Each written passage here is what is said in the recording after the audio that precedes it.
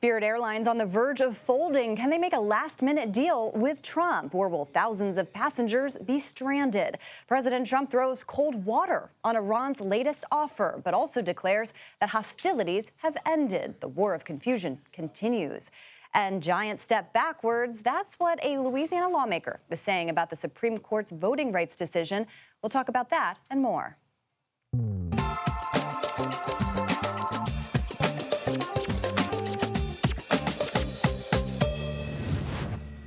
Hello, I'm Caitlin Huey-Burns in for Major Garrett. Welcome to the Takeout and happy Friday to you. President Trump has two deals on his desk right now. And as of right now, neither seems like it's going to get closed. Spirit Airlines is preparing to go out of business, and CBS News has learned that they could cease operations as soon as tomorrow.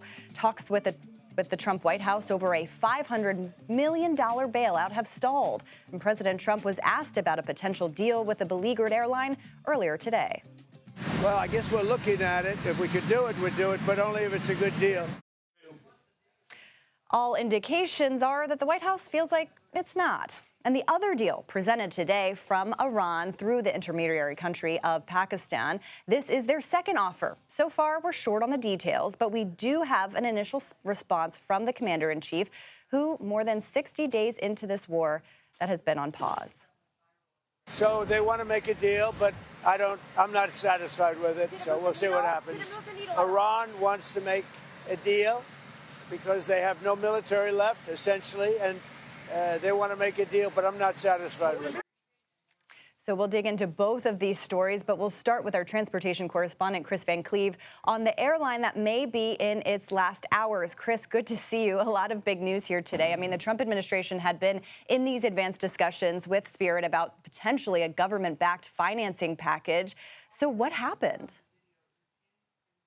Well, ultimately, the devil was in the details, and at least one of Spirit's main group of creditors, the bondholders, didn't like those details. One of the bondholders did send a counteroffer that was rejected by the government, we think, earlier this week. But at this point, you basically had talks ground to a halt, and it appears, even though the president said today that they've made a final offer, that final offer wasn't good enough for the bondholders, that they may see more value in liquidating Spirit Airlines.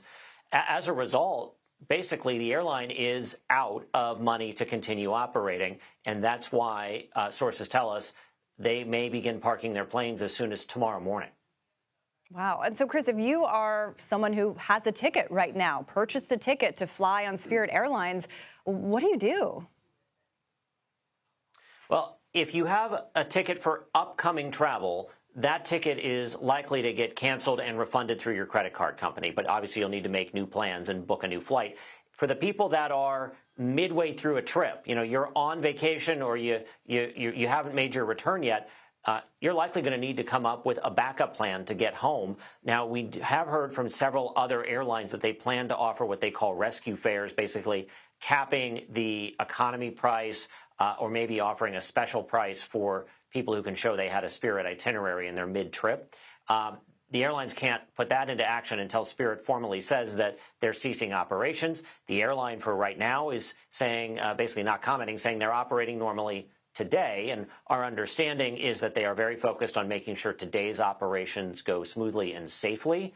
But we expect that there will be some communication perhaps as soon as overnight tonight, telling flyers not to go to the airport, that the flights have been canceled. At that point, you'll see some other options pop up for flyers that are stranded. But people are going to need a backup plan. Yeah, potentially a lot of unhappy travelers, as I know you've covered well. Chris Van Cleve, thank you very much for your reporting. And Politico's aviation reporter, Oriana Pollock, joins me now. Oriana, great to see you. Appreciate your time. Let's talk about the economic fallout of what happens here when this kind of carrier goes out of business. I mean, I'm thinking about people who don't fly Spirit Airlines, but may be worried about kind of the impact of this carrier ceasing to exist and what it means for other airlines.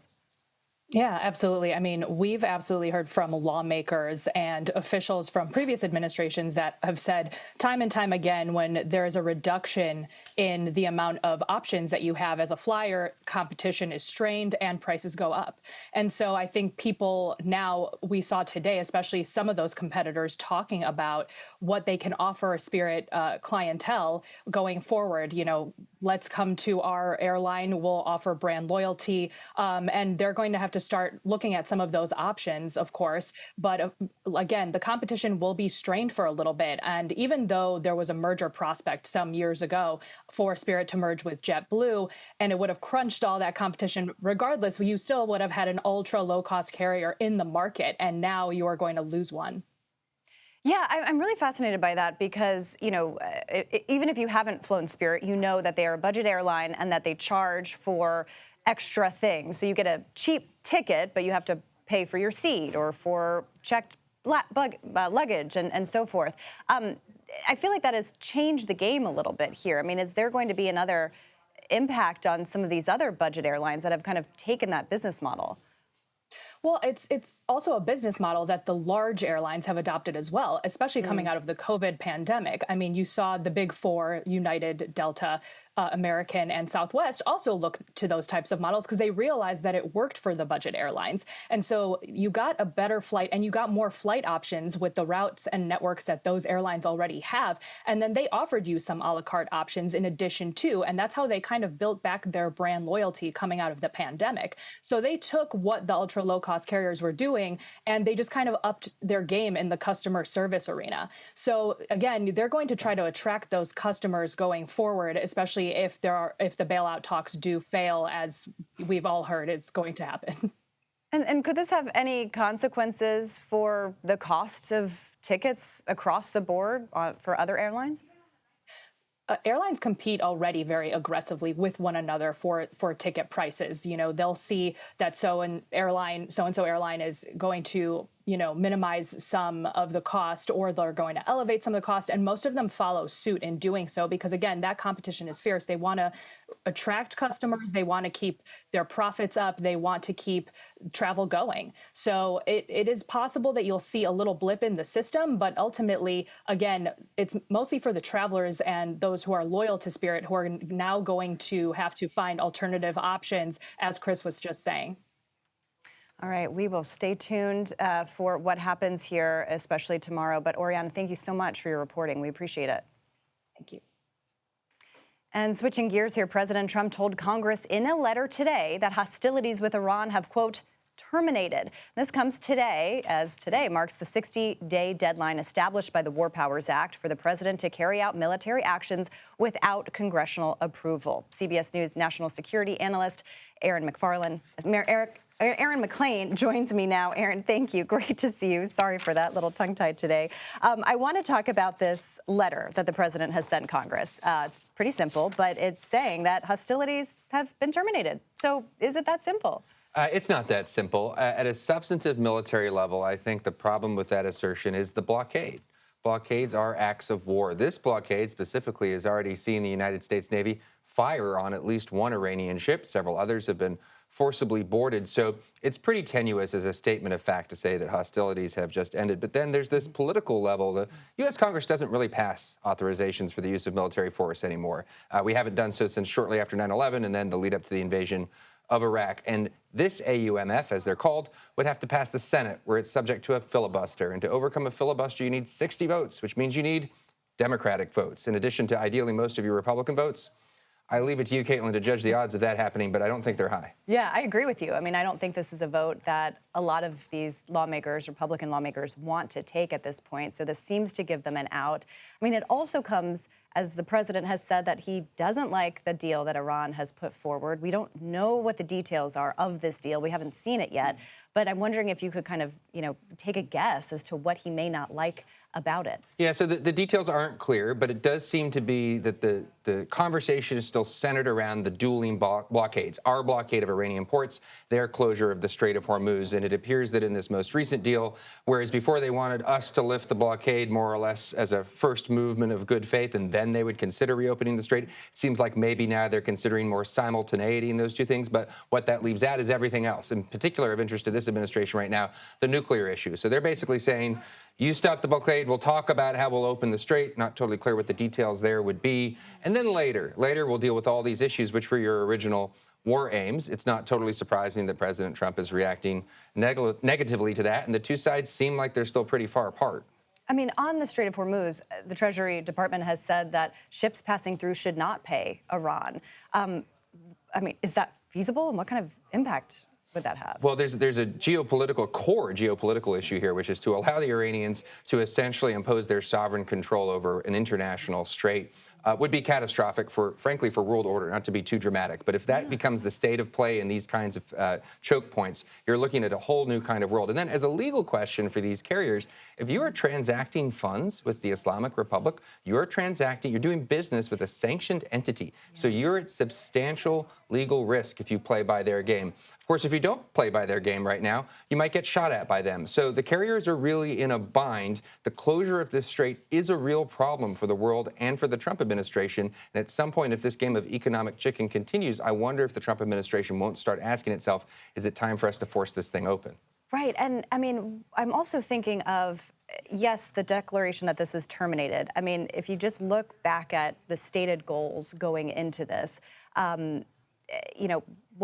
what has been met at this point? Right. So if we think about those original war aims, you had the Navy. I think the Iranian Navy is probably the closest to a war aim that was accomplished, though that doesn't address the so-called Mosquito fleet, the small fast boats that could be used to continue to keep the strait closed, as in fact they are. You have the Iranian missile program and its defense industrial base, degraded but not eliminated, still there. Then you have terror proxies. I haven't heard any discussion of terror proxies as part of these negotiations. Maybe it'll be part of a deal, but I haven't heard any part of it right now. And then, of course, there's the nuclear program, which remains front of mind for President Trump. And the president has also said that all of this action, it would take Iran 20 years to rebuild. Is that true? What's your assessment? Well, it is important to keep in mind, for as much as we are concerned, and I think the world is rightly concerned about what the consequences of the closure of the Strait of Hormuz are going to be in the weeks and months to come. The Iranian economy has been absolutely hammered by this. It wasn't in great shape before. There were, just to cite one example, water shortages in Tehran before this conflict began. So essentially the shutting down of normal business in the country as a consequence of this war, the ongoing blockade, it's pretty perilous for Iran right now, let alone the threat of another wave of strikes going after economic targets should hostilities resume, which the president didn't rule out again today in his remarks. So the Iranians are in pretty bad shape. Well, we will pay attention to what comes next in this deal, but this is a significant letter to Congress, I think, but the political implications are something that a lot of these lawmakers wanted to get this letter today for their own political sake. Aaron McLean, thank you so much for your time. We appreciate it. And the U.S. Attorney for the District of Columbia, Jeanine Pirro, released new videos of the White House Correspondents' dinner shooting suspect before and during the attack. CBS's Anna Schechter, who's been following all of this for us, joins me now. Anna, good to see you. I mean, I watched this video, and it's just stunning, not only to see kind of the higher resolution and the slowing down as he was running through those the barricades there, but also the casing that he was doing in the day before. I know you've seen this so many times too. Can you kind of walk us through what your takeaways were? Well, first of all, just like you indicated, that Friday night video, it's around 9 p.m. and there's several minutes. You see him walking there and he pauses and points, almost like he's calibrating in his mind what he's doing, then returns, goes the other way, and then we see him in the gym. He's smiling, interacting, relaxed, talking to the attendant there. That's Saturday night. He is walking with his coat on.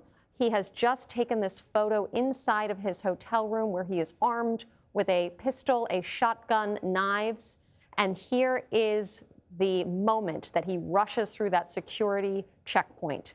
And if we slow it down, you see him hold up that shotgun. That's just before this. You see a canine notice, is alert, senses something, and yet the agent turns away and he's able to rush that security checkpoint. Look there, there's the Secret Service agent who raises his firearm, really an act of bravery as he's faced with a threat right in front of him. He is the one who is struck in the bulletproof vest in the chest by one buckshot, according to authorities. He himself fired off 5 rounds. None of them hit the suspect, and thankfully, no one was hit by friendly fire. But now we have this pretty complete picture of those exact moments of the attempted attack. He falls right after that. There you see again that moment, to me, the canine moment, the moment when the canine notices something. That's really troubling because you just see the agents are kind of relaxed, and it's really the canine that notices something is wrong, Caitlin. Yeah, the canine's certainly doing its job that night. Yesterday we saw the suspect in court here in Washington, the second court appearance. What do we know so far about his legal case? I mean, he's going to stay behind bars until his trial begins. He did, and he conceded to remain in custody, remain detained, so he is not fighting that at this point. Of course, we are waiting on a formal indictment, and his lawyers haven't gotten back to us. He has not entered a plea yet.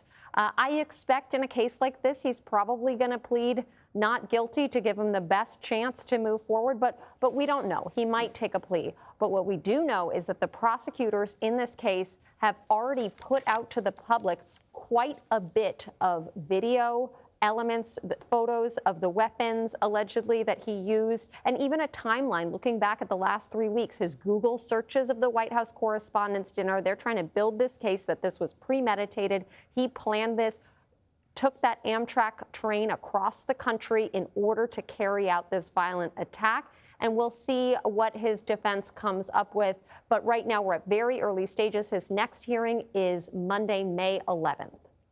Yeah, that video just so chilling to see, Anna, no matter how many times I watch it. Thank you so much for all your reporting this week on this. We appreciate it. And CBS News national security contributor Sam Vinograd joins me now. She's also a former assistant secretary for counterterrorism at the Department of Homeland Security. And Sam, you were there in the room when this was all happening outside. I'm wondering, when you see this video, what do you see? I do stop and think about the multiple points at which this attack could have been prevented earlier than the 7 seconds after the defendant rushed through the magnetometers. You look at, for example, the individual casing the hotel the morning, I believe, prior to the attack. And I believe as well he was involved in reviewing the security, or reviewing the hotel's layout the evening before as well, perhaps. But you think about whether anybody caught that on video and wondered why someone was coming so close to the site where so many protectees would be. At the same time, as Anna Schechter just pointed out, the fact that a canine was so close to the defendant, feet away. The defendant came down a staircase. He then ducked into an elevator bay behind these double doors and took off the jacket that was concealing the shotgun. The canine was literally feet away, and if something different had happened, this individual could have been apprehended well before he rushed the magnetometer. You also wonder whether and why individuals were not standing at higher alert when the magnetometer was being taken down. Just because the magnetometer was being taken down certainly did not mean that any threat had evaporated. As long as the protectees were in that ballroom as they were on site, the Secret Service agents and other law enforcement were still on duty trying to mitigate and prevent any threats from materializing. And, I mean, you mentioned those 7 seconds. I mean, it's just incredible to think about. I mean, 7 seconds between when he ran through the double doors, through the magnetometer, tripped, fell, and was apprehended by law enforcement. What do you make of that timeline? A lot of good can happen in 7 seconds, and a heck of a lot of bad can happen in 7 seconds. So when we look at various, not just assassination attempts, but various acts of criminality or terrorism, a second can be all that it takes. So it is certainly a net positive that this individual was apprehended well before going down the staircase. He was hundreds of yards from the president, and the U.S. Secret Service director has stressed that point to really show that there was no direct threat to the president. But at the same time, a lot can happen in 7 seconds. And it is lucky that this individual tripped, and it is lucky that the Secret Service agent who was hit, whether by the defendant or something else, because we still don't know where the bullet came from, that hit the Secret Service agent in his vest, we're lucky that there weren't more casualties or fatalities. Yeah, that's something I keep thinking about over and over again. Anna talked a little bit about kind of the legal process that will play out, but as they prepare for that, what kinds of things do you think that they are analyzing, collecting? I'm kind of curious what other footage we may see come out of this. The investigation into the defendant is in its early stages, which may sound odd to our viewers because he's already appearing in court. We have initial charges that have been filed. There will probably be what are known as superseding indictments, additional charges filed against him. What's happening right now is ballistic investigations, bullets, casings, et cetera, forensic evidence, fingerprints and otherwise, combing through literally probably thousands of videos that have come in from members of the public on social media and elsewhere, not to mention security footage from the hotel, plus actual in-person interviews with the defendant's family, his friends, his coworkers, his employees, or what have you. So they're going to be coming through all kinds of evidence and using that not just to defend the case that's currently in court, but perhaps to defend an even broader case against the defendant. It's incredible to think about how much more we can see from this, and so many questions remain. Sam, thank you very much. And we appreciate all your reporting all week as you went through this yourself. And still to come on the Takeout, Louisiana Democratic Congressman Troy Carter says the Supreme Court striking down his state's congressional map takes us back to the pre-civil rights era. He joins me live next. And also, former President Biden gives his first endorsement since leaving office, the candidate he's looking to help this election cycle. Plus, powerful AI data centers are overwhelming our nation's power grid. The company TerraFlow Energy thinks that they have the answer to this problem. Their CEO joins me to explain. The Takeout returns in 90 seconds.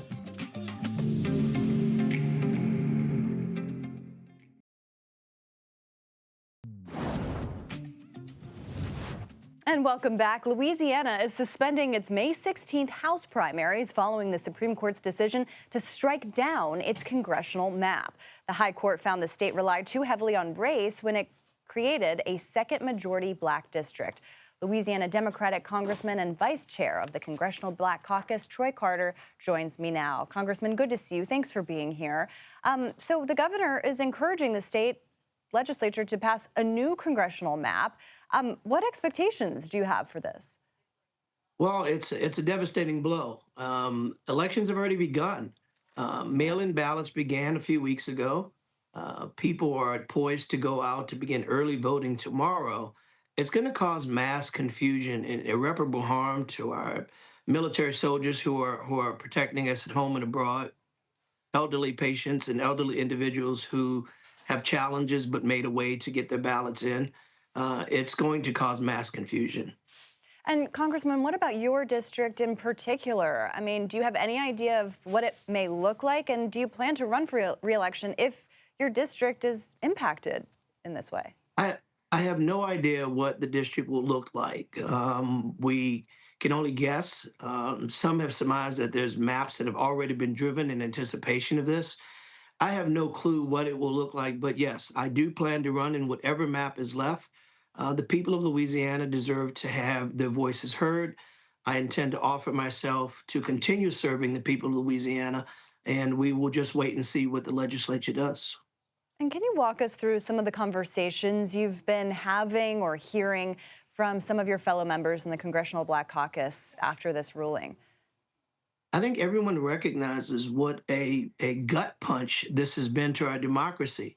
The Voting Rights Act was passed in 1965. It was a landmark legislation that signaled the end of Jim Crow, the end of the discrimination that we saw that divided minorities and African Americans and denied them the opportunity to vote. Here we are in 2026 revisiting that. There was a time when you walked up to vote in the Deep South and you had to count how many jelly beans were in a jar to determine if you can vote. You had to own property or you had to be able to recite the preamble to the Constitution. Here we are in 2026. The Supreme Court has dealt a devastating blow to the Voting Rights Act, Article 2, that talks about the thin window of definition of how you can show intent that there was intentional discrimination. Well, that's like the jelly bean jar contest. How do you, in this narrow window, show that there was intent to discriminate against versus what they've allowed to happen, which is allowing now there to be partisan gerrymandering. So you're allowed to have gerrymandering that allows you to, by party, carve out and create an advantage, while at the same time denying and making it more difficult for minorities to prove that they've been discriminated against. It's laughable. It flies in the face of our democracy and all the hard work and gains that we have fought for as Americans. And Congressman, you're in Louisiana, but as you well know, many states across the country have been revising their maps, and trying to make them more partisan. It doesn't seem like a good thing for Congress in general, but I'm curious what your take is on what this ruling means nationwide when you're having all these other states join in on this redistricting process. Well, the process of having midterm redistricting is never a good one. There's a reason why we have reapportionment every 10 years to take into account the ebbs and flows of demographic changes. When the demographics change, you adjust every 10 years. When you start doing this based on politics, based on who's in office midterm, just to acquire the number of votes to control the Congress, that's a devastating blow to how our democracy is supposed to work. Democracy is supposed to count and to work with a republic that says every person has a vote, every person has a voice. But when we decide that we're trying to control, in this case, President Trump has been very clear. He wants to get enough votes to control the House of Representatives. That is not demonstrative of how our government should work. People select their leaders. Leaders don't select their voters. Do Democrats feel, though, that they are in a position where they can't unilaterally disarm? I mean, what we saw in Virginia as a response to the president's efforts in other states, it just feels like you're in this battle now, and there's no way out of it. I mean, it just seems like this is the way things are headed. Yeah, it's unfortunate that this battle started. And it started very simply with the president calling Texas saying, I need just 5 more votes. So unfortunately, when you're thrown into this cycle of the rules have changed midstream, you have to quickly adapt to the rules. These are not the optimal situations. We should not have to go in and do these defensive measures, but we have no choice, because it's either that or we let a rogue president run with the ball and undo democracy right before our very eyes. So unfortunately, we have to do what you see happening in Virginia, what's happening in other places, because of a battle that was started with a simple phone call from the president telling Texas, midterm reapportion and get me 5 more votes. And that's caused us to go into this now cycle, as you put it, and I agree with you, in a cycle that is untenable. Who wants to do this? This is not the proper way to govern. Yeah, and I don't think that Americans benefit in the long run from a more partisan Congress, but we shall see. Congressman Troy Carter, thank you very much for your time. We appreciate it. And now that Maine Governor Janet Mills is out of the race for the U.S. Senate, more Democrats are rallying behind progressive Graham Plattner. I'll discuss that and more with our political panel next. You're watching The Takeout.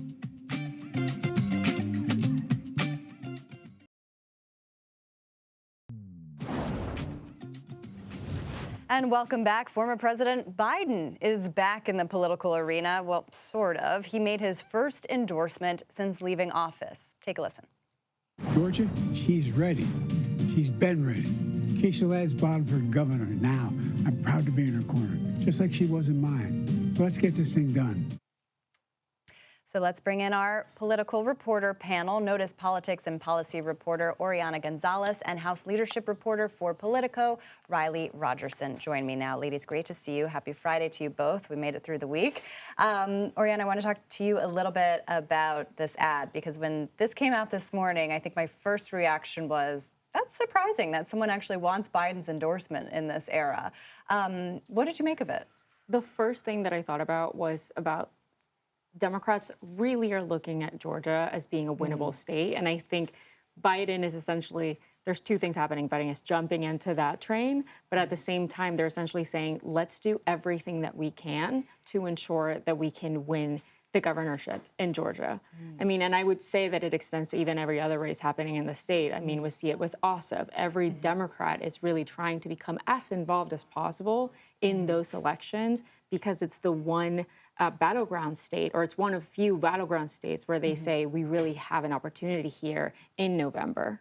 Yeah, and it's interesting because I can't imagine that many others, Riley, would want this endorsement or to remind voters of the previous presidency. But I'm curious if you think this would play in any other area, to your point, or it may work in Georgia, but anywhere else? I think that's an open question if Democrats are open to seeing Biden on the campaign trail more and if that would sway them or help with fundraising. I took his involvement here as much more of a statement about him than it did about Keisha Lance Bottoms and his search for legacy and relevance in this post-presidency era. Yeah, that's an interesting point. I also want to talk about, this was a big news item yesterday and kind of went out with a whimper, but we finally have an end to the partial government shutdown. DHS is now funded. And I know you've been covering House leadership for a while, but how did this all finally come together? I mean, it was just the longest in history, but also seemed so unnecessary in terms of how long it took to wind up. Well, President Trump took a lot of pressure off of congressional Republicans by paying a lot of key, or ultimately all of DHS employees, and that's TSA agents, that was ICE. He found ways to make sure that those employees were paid. When Secretary Markwayne Mullin said that the money was running out and they weren't going to be able to continue to pay all of these employees, that put pressure on congressional Republicans, and I think that's why we saw a lot of the movement. Speaker Mike Johnson has also been able to convince a lot of his conference that they'll be able to fund ICE and CBP through a partisan reconciliation process, which is different from the typical bipartisan appropriations process. Anyway, it's all very wonky, but ICE and CBP are still not receiving funds, and we'll have to see if how that plays out in coming weeks. I mean, that's what stood out to me, this idea that if they end up passing a reconciliation bill, which means that they don't need any Democrats. They can go it alone on the Senate side with this. They could end up funding DHS for the next 3 years is what they want to do. And Democrats had taken this position originally because they wanted reforms put in place on ICE, and they're not getting them. They're not getting them, but they're still playing this as if it's a victory. I mean, yesterday, right before they passed the DHS funding, I heard Rosa DeLauro, who's the top Democrat in appropriations, essentially celebrating this development, saying that around 2 months ago, I believe it was, she offered a bill that was exactly this. It was funding DHS except all of the immigration, ICE, CBP officers. So to that end, yes, they didn't get the reform, but they're really trying to play it out like this is exactly what they wanted the entire time, and that it wasn't them, but Republicans that were holding DHS hostage. Yeah, well, it'll be interesting to see how base voters feel about that, and obviously heading into the midterms as well. I do want to talk about Maine, because in a month we were all preparing to head to Maine for this really contentious Democratic primary. You had the governor of the state running against an upstart, Graham Plattner, and Governor Mills dropped out this week. It's such a fascinating dynamic, the idea that someone who was not well known at all is now pushing out a very well-known and respected among Democrats up there governor of the state in this race. Curious what you guys make of it. Well, you know what I'm curious about here is the Maine Democratic Party is having its convention this weekend. It starts actually later today. It continues until Sunday. This is where I was talking to Congresswoman Pingree, who is one of the Congress members or House members from Maine. She hasn't decided whether she wants to endorse Plattner outright. But what she was saying was that she's hoping that she'll talk to him this weekend and see, you know, what she comes out of it and whether she is, I guess, convinced to back him in this race. But that being said, I would not be surprised if she did. I mean, since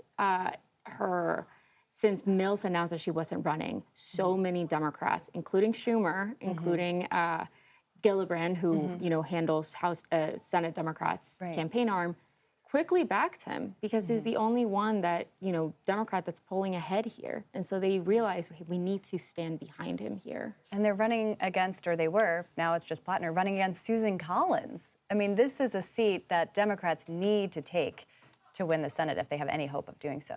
And my mind went straight to another state that's key, and that's Michigan, where there's another contested primary.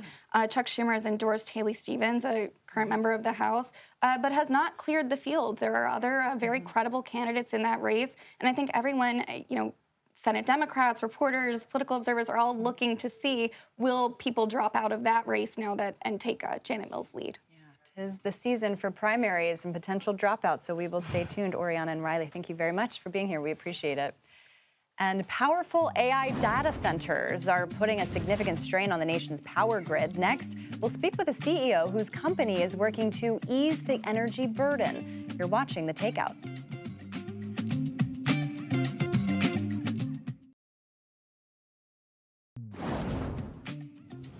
And welcome back to The Takeout. We have some breaking news. Sources tell CBS News the Pentagon is planning to withdraw about 5,000 troops from Germany.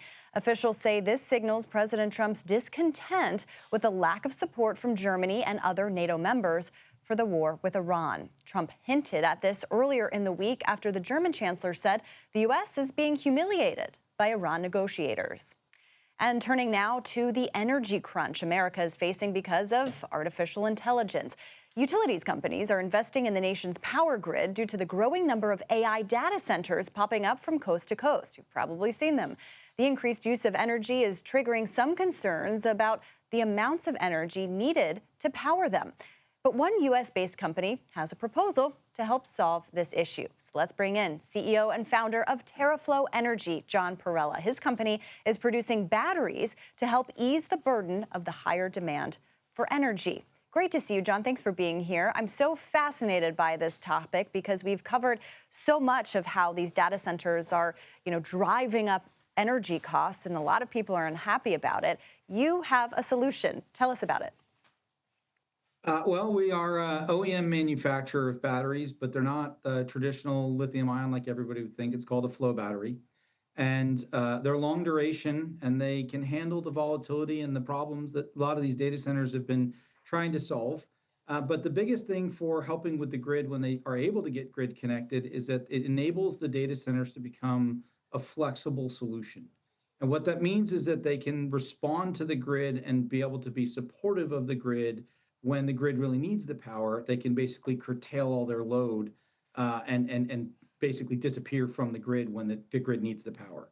So it enables infrastructure to be built out. It enables the grid to be a lot more stable during peak periods, but it keeps the data center running and doesn't cause them to sacrifice any of their compute. So it's a unique solution. How reliable is it? So this battery technology has been around for over 40 years. It just was predominantly over in kind of Asia and Europe. We're standing up manufacturing here in the United States. It is definitely a long duration solution. It is a long life solution. They last 25, 30, 40 years. It's built with redundancy in mind so that it can keep the data centers up and give them that high resiliency and reliability without really sacrificing any compute, but then give them the ability to disappear when they need to. So if this big issue of energy storage isn't addressed now or soon, what's going to be the impact and what kind of consequences that have for the growth of AI and kind of the need to support this expansion of data centers? Well, getting AI connected is definitely a challenge. You see a lot of data centers now going with behind the meter generation so they can get online faster. The grid is struggling with understanding all the dynamics because these are such big campuses. They're really struggling with the impact of what happens if they go down versus the grid goes down, and how do you keep these data centers online? So everybody's turning to storage to solve the problem. Everybody's turning to natural gas generation to try and solve the problems. Renewables are coming into play a lot now as well. And so it's definitely something they're struggling to figure out. How do you integrate these very massive loads that are as big as cities? Our batteries do enable the ability for them to, like I said, be assets to the grid instead of liabilities, which means, if you look at the grid and you look at 95% reliability, meaning you can disappear about 5% of the time, you actually could fit most, if not all, the data centers that are trying to get connected today. It's only that peak period when there's not enough power. And so by implementing these data centers, it does enable the grid to build out more, and it gives you the revenue that the utilities can use to be able to afford to put the infrastructure in place. And a lot of legislative now is pushing towards the data centers having to pay for it, so they're not trying to pass it through to the ratepayers. Exactly. Yeah, I think that's a question everybody has, is what this will eventually mean for their own wallets. But John Perella, thank you very much for talking through that potential solution. We appreciate your time. Thank you very much for having me. And next, Major Garrett rounds out tonight's show with our CBS Radio flashback. We look at December 7th, 1941. You know that date, the attack on Pearl Harbor. You're watching The Takeout. Now for our CBS Radio clip of fame. In the 20th century, no event rocked America more than the surprise Japanese attack on Pearl Harbor. What you're about to hear is a very particular part of vital radio coverage of that day, December 7th, 1941. It is a frantic military order issued via radio to all civilians on the inhabited Hawaiian Islands, at the time a territory of the United States and, importantly, home to the U.S. Navy's Pacific Fleet. This bulletin carried by CBS station KGMB. We'll be on the air only a few minutes. Everybody listen carefully throughout the territory of Hawaii. Special announcement. We'll be on the air only a few minutes. Everybody throughout the territory of Hawaii, turn on your radios loud so that your neighbors can hear it. We have a special announcement. We'll be on the air for only a few minutes. Here is the announcement. A statement by Lieutenant General Walter C. Short, Commanding General of the Hawaiian Department. Quote, Governor Poindexter has just proclaimed martial law. All civilian governmental agencies will continue to function under the governor. Today, the Hawaiian Islands were attacked by Japanese airplanes. Although a state of war exists, the civilian population of these islands has reacted in a calm and satisfactory manner. The Army demands the aid and assistance of every person in the territory. If you are ordered by military personnel to obey a certain command, that order must be obeyed instantly and without question. Avoid the slightest appearance of hostility, either in word or in act. Certain enemy agents have been apprehended and detained. Civilians who go about their regular duties have nothing to fear. All citizens are warned to watch their actions carefully, for any infraction of military rules and regulations will bring swift and harsh reprisals. Prisoners, when captured, will be turned over to the nearest military patrol, military guardhouse, police patrol, or police station. Information regarding suspicious persons will be telephoned to the Provost Marshal at Honolulu, telephone number 2948. Provost Marshal 2948 is his phone number. A complete blackout of the entire territory will go into effect at nightfall tonight. Anyone violating the blackout by showing a light will be summarily dealt with. All civilian traffic, except in cases of direct emergency, will cease at dark. In this emergency, I assure you that the armed forces are adequately dealing with the situation, and that each and every one of you can best serve his country by giving his wholehearted cooperation to the military and civilian government. Further instructions regarding civilians will be issued as need arise. Keep your head and do your duty as Americans. Statement by Lieutenant General Walter C. Short, Commanding General, Hawaiian Department. I will repeat it, and then we will leave the air. Radio, carrying the most urgent and important declarations in the immediate aftermath of the attack on Pearl Harbor. It was the only way to communicate broadly at the time. And as you heard, it was not continuous. The radio signal did not last long. The power of radio in a moment of peril. Happy Friday, everyone. This is The Takeout. Relentlessly curious, reliably civil, occasionally clever. The Daily Report is coming up next.